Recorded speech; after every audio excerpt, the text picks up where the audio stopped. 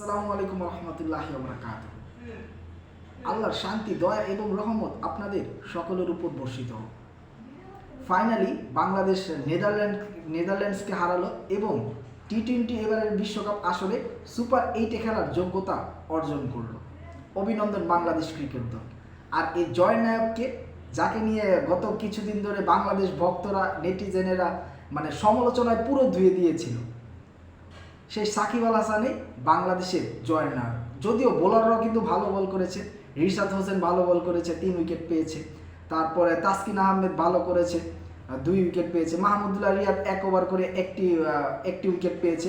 আর আলাদাভাবে যদি কারো কথা বলতে হয় তাহলে বলতে হবে বাংলাদেশ ক্রিকেটের সর্বকালের সেরা ব্যাটসম্যান স্যার লিটন কুমার দাসের কথা, যে কিনা সব সময়ের মতো আজকের ম্যাচেও কিন্তু তিনি সেঞ্চুরি করার গৌরব অর্জন করেছেন।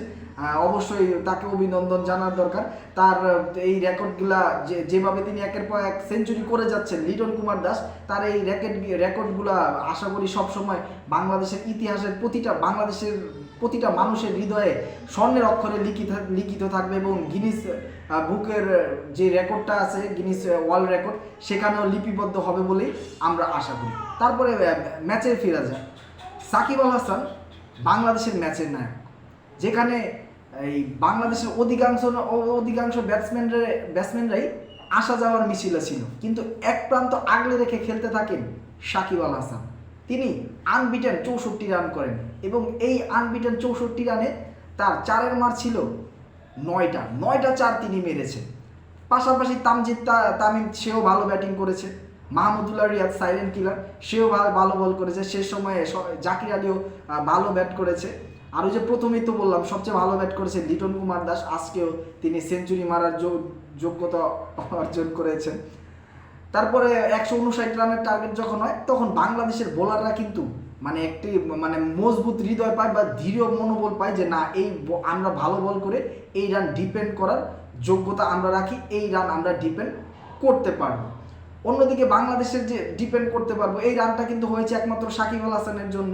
কারণ অন্যান্য ব্যাটসম্যানরা কিন্তু ভালো খেলছিল না, ভালো করতে পারছিল না।